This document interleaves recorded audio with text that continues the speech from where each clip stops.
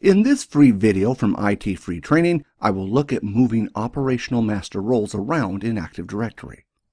To start with, let's start with the most basic setup, and that is one domain controller in one domain in one forest.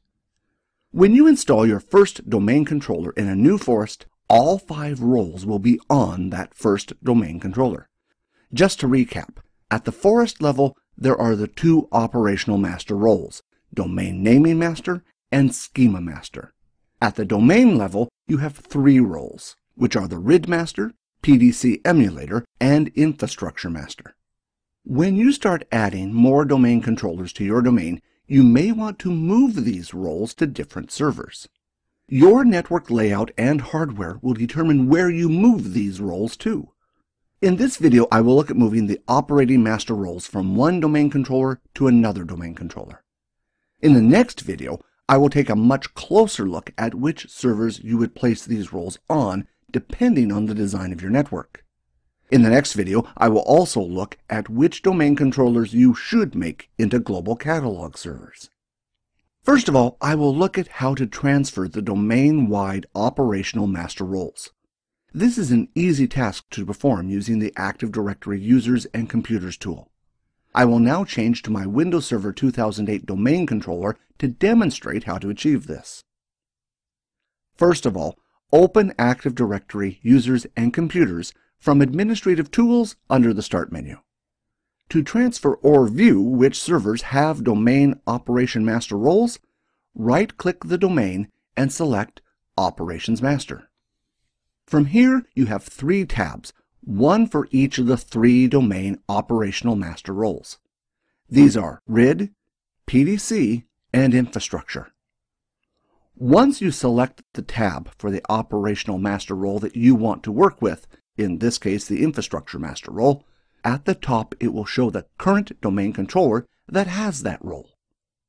At the bottom is the domain controller that the operational master role will be transferred to.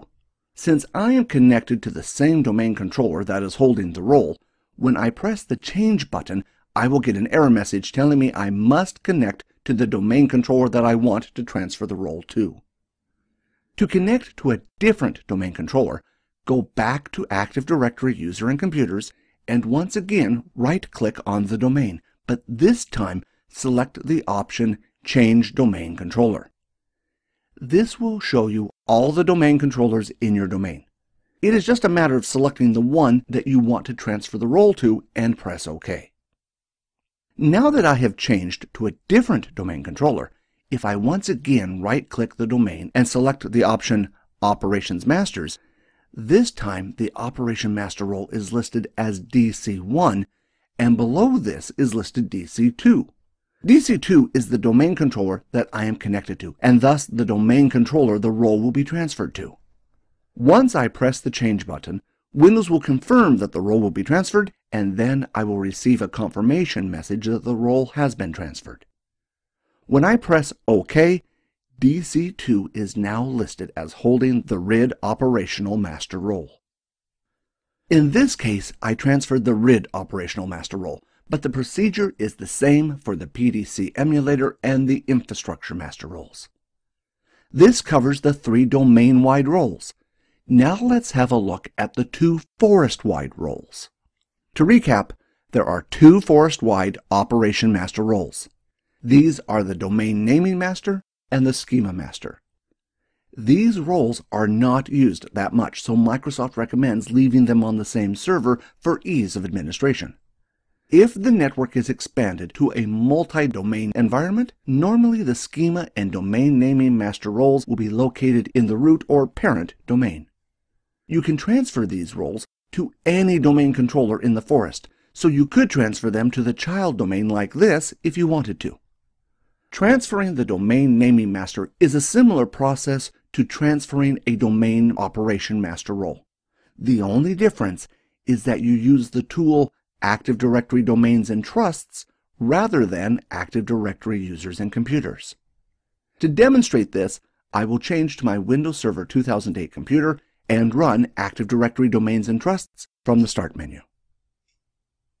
Just like the domain-wide roles, you need to right-click the domain and select Operation Master. This will show you where the domain naming master is located.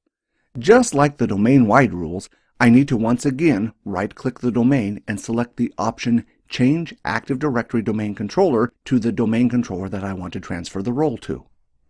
Once I have selected my domain controller, it is a simple matter of selecting Operation Master and pressing the Change button. Once you have confirmed that you want to move the role, the domain naming role will be moved. The last Operation Master role I will look at is the forest-wide Schema Master. The process of moving the role is much the same as the process for moving the other roles. However, the tool to move the role is not available by default. The tool required is the Active Directory Schema Snap-in. To make this tool available, you need to run the following command to register a DLL required by the snap-in. To do this, I will go back to my Windows Server 2008 computer and open a command prompt so that I can run the command regsvr32 with the DLL name. Windows will give you a message to let you know the DLL was registered. There is no shortcut in the Start menu to run the tool, so I will run MMC from the Start menu. The administrative tools that Windows uses are called snap-ins. This is because you can run MMC and add or subtract any snap-in that you want. It is not uncommon for administrators to add all their favorite tools into MMC and then save the configuration of MMC. Once the configuration is saved, they can load this configuration at any time with all their favorite tools preloaded. In this case, I will add the snap-in Active Directory Schema. It is now available because I registered the DLL.